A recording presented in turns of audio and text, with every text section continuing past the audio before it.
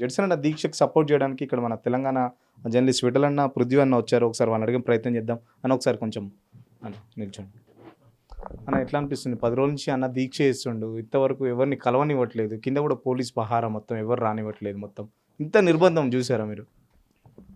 అదే ఇది ఒక కొత్త రకమైన ప్రజాపాలన ఉన్నది. ఇది పైశాచిక పాలన, ఇది పాప పాలన అనుకోవాలి. నాకైతే మంచిగా అనిపిస్తలేదు ఇది. వాళ్ళ పార్టీకి సంబంధించే జడ్సన్ దాదాపు 35 years వర్క్ చేసిన, కనీసం సింపతి అన్న ఉండాలి. సరే, ఇష్యూస్ మీద కేసీఆర్ మీద ఈ గవర్నమెంట్ లాస్ట్ 10 ఏళ్ళు పైశాచిక పాలన ఏదైతే కేసీఆర్ నడిపిండో అది గద్దె దించేటందుకు కారణాలలో ఒక కారణమైన జడ్సన్ అన్న ఎప్పటికప్పుడు తననే ఒక ఆపోజిషన్ లెక్క మా అందరితో పాటు కలిసి తన కూడా ఇష్యూస్ చాలా లేపి బయటికి సమాజానికి మొత్తం తెలియజెప్పి వాళ్ళు ఎంత దుర్మార్గంగా ఎంత అవినీతి పాలన చేసిండ్రు అనేది మొత్తం చేసి చూపించిన ఆయన.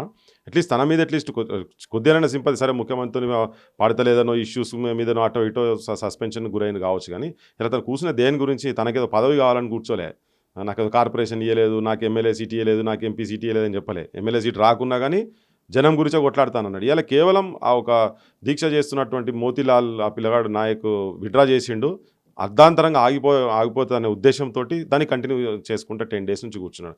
ఏ మాత్రం పట్టి లేదు అని అన్నట్టుగా కనుక చూస్తే ప్రజలు గమనిస్తున్నారు, నిరుద్యోగులు కూడా గమనిస్తున్నారు. అందరూ ఇండిపెండెంట్గా ఎవరికి ఏం సంబంధం లేకుండా ఇప్పుడు మొన్న మాట్లాడుకుంటా ముఖ్యమంత్రి గారు మాట్లాడుకుంటా ఇది ఏంది డ్వకా జడ్సన్ కావచ్చు, మోతీలాల్ కావచ్చు, అదేదో బీఆర్ఎస్ పార్టీ వాళ్ళు కూర్చోబెట్టిన విధంగా అర్థం వచ్చేటట్టుగా మాట్లాడనేది చాలా దుర్మార్గం. అది ఇంతకన్నా చెత్త రాజకీయం ఇంకోటి ఏది ఉండదు. ప్రతిపక్షాలను ఇప్పుడు కోచింగ్ సెంటర్ నడిపిస్తున్నాయి ఉద్యమాన్ని అని కూడా కొన్ని ఒక వ్యాఖ్యలు చేశాను సీఎం. ఇప్పుడు కోచింగ్ సెంటర్ ఉద్యమాలు నడుపుతాయా? ఒకవేళ నడిపినాయా అని అనుకుందాము. మరి మీరు ఉన్నారు కదా దాన్ని చూసినందుకు. తనకేం కోచింగ్ సెంటర్ సంబంధం ఉన్నది? పొద్దున్న లేసా కాళ్ళు లేకున్నా కానీ కట్టెలు పట్టుకొని చేతుల మీద పట్టుకొని పోకుండా ఫైళ్ళు పట్టుకొని ఏ ఆఫీస్లో ఏం అవినీతి జరుగుతున్నది, ఎక్కడెక్కడ దుర్మార్గం జరుగుతున్నది, ప్రజల పక్షాన ఒక వాయిస్గా నిలిచిన ఆయన జడ్సన్ అన్న. ఓకే, సో ఇప్పుడు వీళ్ళ తరఫుకెళ్ళి కూడా నిరుద్యోగుల తరఫుకెళ్ళి కూడా దాదాపు 2,70,000 ఉద్యోగాల వరకు కూడా ఖాళీలు ఉన్నాయని మొత్తం బోర్డు మీద వేసి పెట్టి కంప్లీట్గా చూపించినాం కనుక మరి అదేనా కోపమైన మంట లోపల పెట్టుకొని ఇప్పుడు ఏంటంటే బట్టగాల్చి మీదేసినట్టు చేస్తున్నారు. చేసి తనని పార్టీ ఎవరో కూర్చోబెట్టిరు అనే ఉద్దేశంతో చేస్తారు. ఇక్కడ ఏం పార్టీ ఉన్నది? ఇక్కడ చూస్తే వాళ్ళ పార్టీలో సంబంధించిన బొమ్మలు కనబడుతున్నాయి, అన్నీ ఉన్నాయి. ఇగో ఇక్కడ చూసినా ఏడ చూసినా వాళ్ళే ఉన్నాయి కదా, కాంగ్రెస్ పార్టీలకు సంబంధించినవి ఉన్నాయి నువ్వు ఏడ చూసినా కానీ.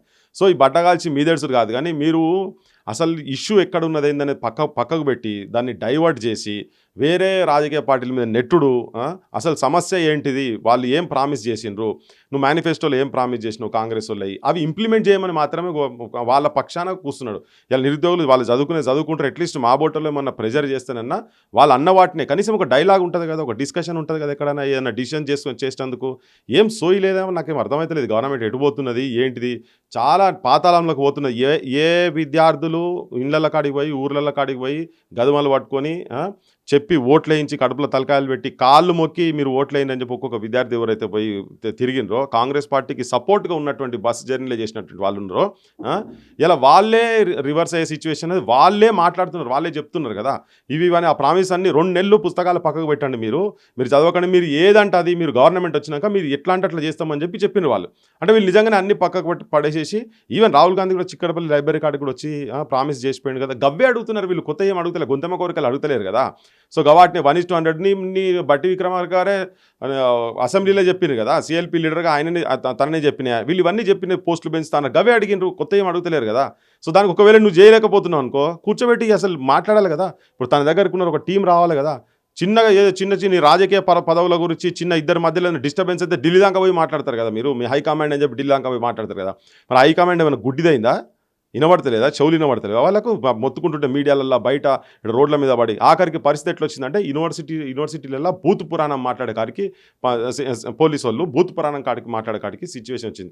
తన కూడా భాష ఏందండి, భాష అడ్డ మీద కూలీలు అది అని. మీ ప్రభుత్వాలు మీ రాజకీయ నాయకులు అన్ఫిట్ ఉన్నారు కాబట్టినే వాళ్ళు నిజంగానే ఇలా పొట్టగుడ్డి కోసం బజాట్లో కూర్చొని కైకూలు చేస్తున్నారు, కూలి పని పోతున్నారు, కరెక్టే. కానీ మీ లెక్క రాజకీయ బ్రోకరిజం చేసుకుంటా పోతలేరు, పదవుల గురించి బ్రోకరిజం చేసుకుంటా అడ్డ మీద కూలీలు లెక్క పదవుల గురించి కూలీల వీళ్ళు పొట్ట కోసం కూలి పని చేస్తున్నారు. వాస్తవం అది.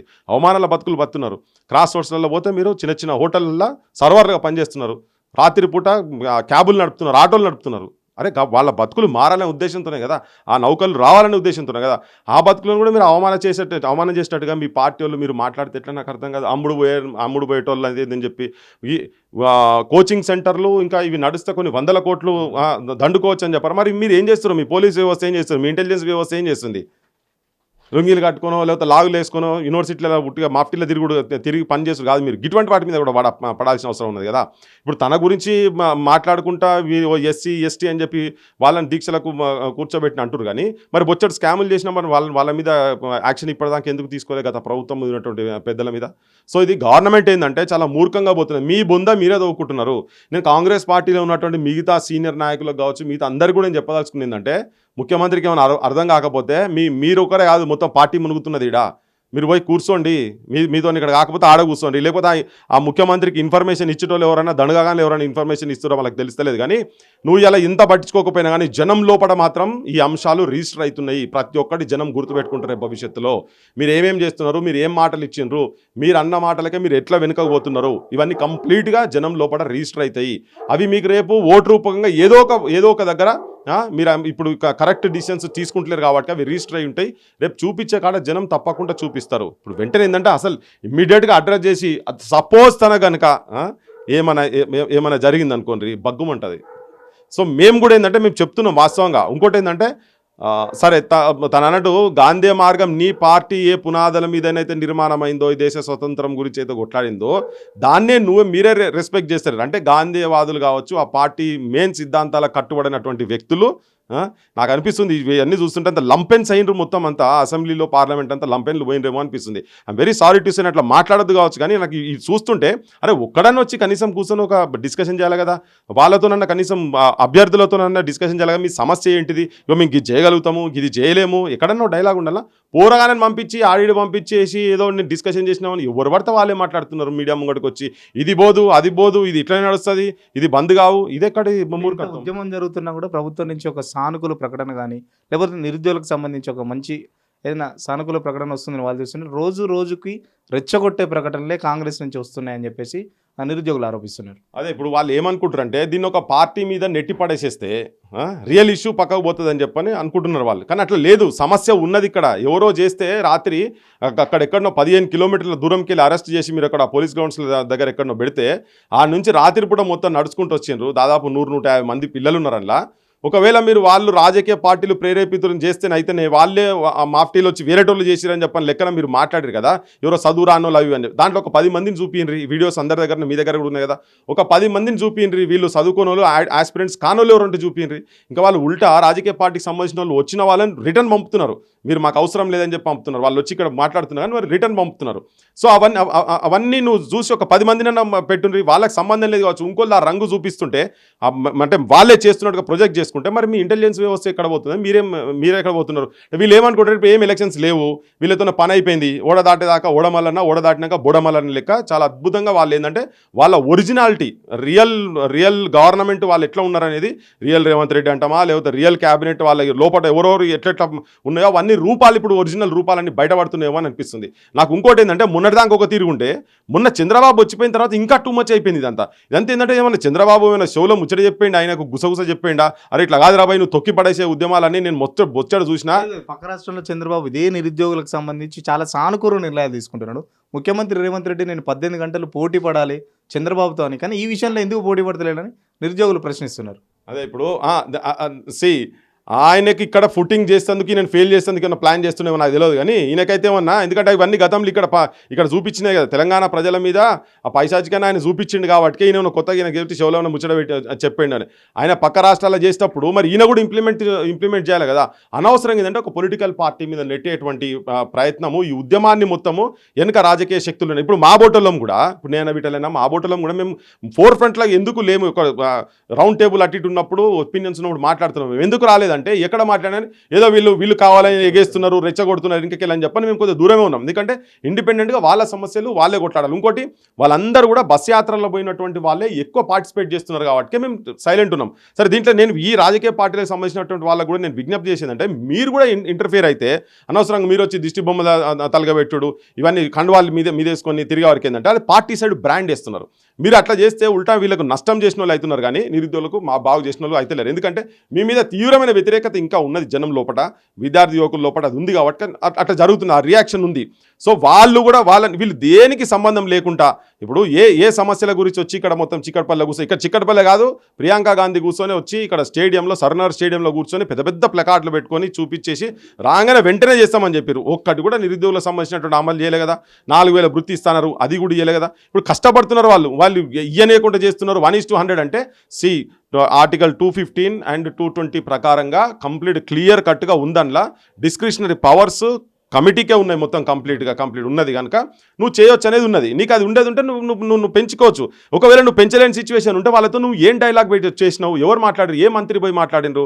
చిన్నగా జీవన్ రెడ్డి ఇష్యూ వస్తే జీవన్ రెడ్డి ఇంటి దాకా పోయి ఉప ముఖ్యమంత్రి పోతాడు, ఇంకో పెద్ద పతార ఉన్నటువంటి కోటీశ్వరుడు మంత్రి ఆయన పోతారు, మాట్లాడతారు, బతిలాడతారు, ఢిల్లీ దాకా పిలిపించుకుంటారు. ఆయన ఈ నుంచి ఢిల్లీ దాకా మీకు నెట్వర్క్ ఉంది కదా మొత్తం, ఇక్కడ నుంచి అక్కడ దాకా. మరి ఎందుకు ఈ స్టూడెంట్స్ గురించి మాట్లాడతలేరు? ఎట్లా నువ్వు చిక్కడపల్లి దాకా వచ్చి వీళ్ళ సమస్యలు అని చెప్పి ఢిల్లీ దగ్గర వెళ్ళి రాహుల్ గాంధీ చిక్కడపల్లికి ఎట్లా వచ్చిండ్రు, అశోక్ నగర్ ఆర్టీసీ క్రాస్ రోడ్కి వెళ్ళి ఈడికి ఆడదాకా పోయి కూర్చొని వాళ్ళతో ముచ్చట్లు పెట్టి టీషర్ట్లు వేసి మా వాళ్ళు కూడా అందరూ నిరుద్యోగ యువతలు అందరూ నమ్మిరు కదా.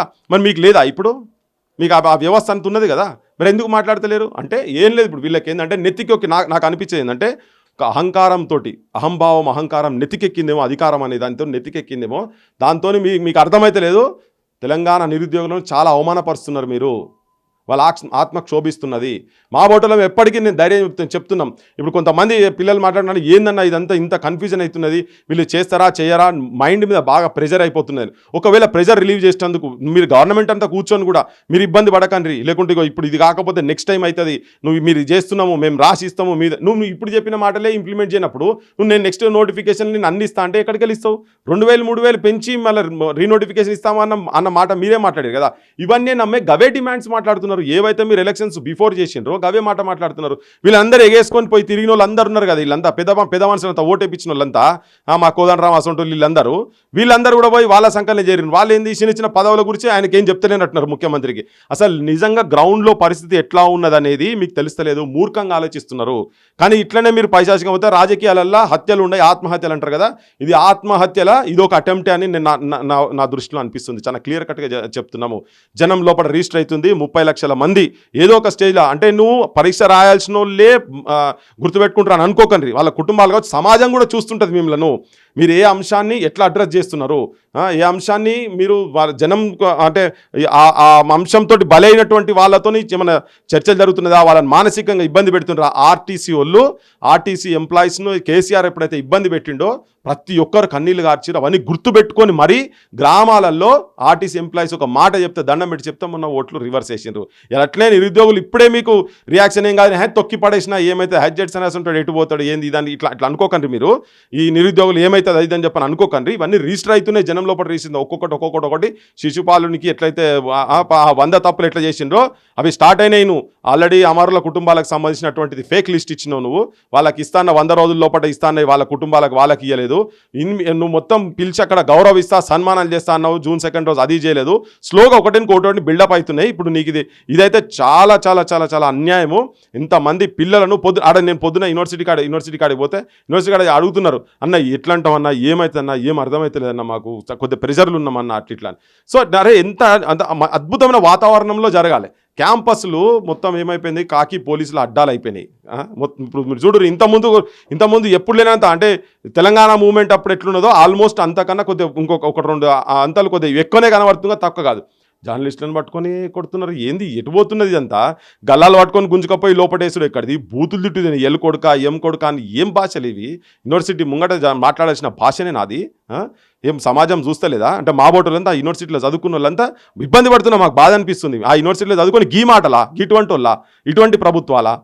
ఒకవేళ నీకు అనుకోవచ్చు ఇప్పుడు మీ అసంటోళ్ళు అటు పొద్దున అడిగి అన్న మరి ముఖ్యమంత్రి తెలియకపోవచ్చు కదా అని ఈ సోయి లేదా ముఖ్యమంత్రికి పోలీసు వాళ్ళు నిజంగా అట్లా ఉండేది ఉంటే ఆ పర్టికులర్ ఆఫీసర్ను సస్పెండ్ చేయాలి కదా ఇమీడియట్గా నీకు నిజంగా ఉండేది ఉంటేనే మాదేం లేదు ఇలా ప్రమేయం లేదు అన్నప్పుడు సస్పెండ్ చేయాలి రేపు పొద్దుగాల వాళ్ళు కూడా అజిటేషన్ చేస్తా ఉన్నారు చేస్తారు పోలీసులు వాళ్ళ పై అధికారుల ఆదేశాలతోనే చేస్తామని వాళ్ళు అంటున్నారు. పై అధికారులు సపోర్ట్ లేదనుకుంటారా నిన్న ఆ పోలీసు అధికారులకు సంబంధించి? ఇప్పుడు నేనేమంటున్నా బరాబర్ ఉన్నది ఒక టెర్రరైజ్ చేయండి మీరు వీళ్ళను అనగదొక్కి పడేసేయండి మీ ఇనుప బూట్లు మీ లాఠీ దెబ్బలు మంచిగా చూపించేసి ఒక భయాందోళనకు గురి చేసేసి తొక్కి పడేసేయండి ఈ ఉద్యమాన్ని తొక్కి పడేసేయండి నిజాయితీగా జరుగుతున్నటువంటి మూమెంట్ను తొక్కేసేయండి అని చెప్పని వాళ్ళకి డైరెక్షన్ లేకుండా అట్లా చేయరు. ఏ పోలీసు వాళ్ళు కూడా చేయరు. అరే ఒక్కరిని పట్టుకొని సరే ఏ పార్టీ జెండా పక్క పడేసారు ఓకే వాళ్ళ గతంలో మోసం చేయొచ్చు అది పక్క పడేసారు వంగబెట్టి ఇట్లా గుద్దుతారు అంటే ఎంత కసి పెట్టి ఒక్కరి మీద 20-30 మంది ఆయన ఏమన్నా టెర్రరిస్ట్లా పిల్లలు వాళ్ళు ఏమన్నా వెపన్లు పట్టుకొని ఉన్నారు ఏమన్నా స్టెన్ గన్లు మిషన్ గన్లు పట్టుకొని ఏమన్నా డడ్డ ఫైరింగ్ చేసేందుకు వచ్చిన వాళ్ళు ఏమన్నా నువ్వు అరెస్ట్ చేసుకొని తీసుకోపోయాను అయ్యి ఓకే మరి భాష ఏంది నీ భాష ఏంటిది గా మాటలు మాట్లాడేదా ఉస్మానియా యూనివర్సిటీలో ఆర్ట్స్ కాలేజ్ ముంగట టెంపుల్ ఆఫ్ ఎడ్యుకేషన్ అది టెంపులే అది ఒక పెద్ద మాకు మందిరం అసొంటిది మా పొద్దున్న లేస్తే మమ్మల్ని తీర్చిదిద్ది స్థాయికి తీసుకొచ్చినటువంటి విశ్వవిద్యాలయంలో కూర్చొని గా బూతు మాటలు విద్యార్థుల గురించి మాట్లాడతారా సిగ్గున్నదా ఏమన్నా ఏం గవర్నమెంట్ నడుపుతున్నది గవర్నమెంట్ అసలు నాకు అర్థమైతలే దాని గురించి మళ్ళీ అదేం చదువుకున్నోళ్ళని పట్టుకొని మళ్ళీ అరే మా ఉద్యోగాలు మాకీరా నాయన మాకు అని చెప్పని నువ్వు చెప్పిన మాటనే ఇంప్లిమెంట్ చేయమని చెప్పని అడిగేటోళ్ళ మీద అది ఒక వాళ్ళని అన్నట్టు కాదు కదా అందరిని అన్నట్టుగా దాన్ని ఏంటంటే వీటిని చూపించి ఒక రాజకీయ పార్టీకి బ్రాండ్ ఏ రాజకీయ పార్టీకి మీరు బ్రాండ్ వేయొద్దు అది తప్పు మీరు చేస్తున్నటువంటి పని తప్పుడు పని ఇప్పటికైనా కానీ చర్చలు జరపాలి వాళ్ళని పిలుచుకోవాలి కూర్చోబెట్టి మాట్లాడుకోవాలి అయినా కానీ మీరు ఒకవేళ పరీక్షలు అట్లనే పెట్టుకొని కనుక మీరు ఏం వాళ్ళని కన్విన్స్ చేయకుండా కనుక చేసేది ఉంటే ఇది ఒక బ్యాడ్ మార్క్ మాత్రం తప్పకుండా వాళ్ళ మీద నిలిచిపోతుంది అది పర్మనెంట్గా నిలిచిపోతుంది మిమ్మల్ని వెంటాడుతుంది ఇది తన రాజకీయ జీవితానికి వీళ్ళందరూ ఉన్నటువంటి రాజకీయ జీవితాలకు రేపు పొద్దుగాల ఒక బ్యాడ్ మార్క్గా నిలిచిపోబోతున్నది ఇది వాళ్ళకి అర్థం కావాలి సోయికి రావాలి మీరు కూర్చున్న కొమ్మను మీరు కొట్టుకుంటున్నారు అధికారము మిమ్మల్ని వీళ్ళే తీసుకొచ్చి పెడితే మీకు మీరే నరుక్కుంటున్నారు ఆ కొమ్మను మీరు ఎన్నడో రోజు కింద పడక తప్పదు ఇప్పటికైనా సెటరేట్ చేసుకోకపోతే అని చెప్పదలుచుకున్నాం.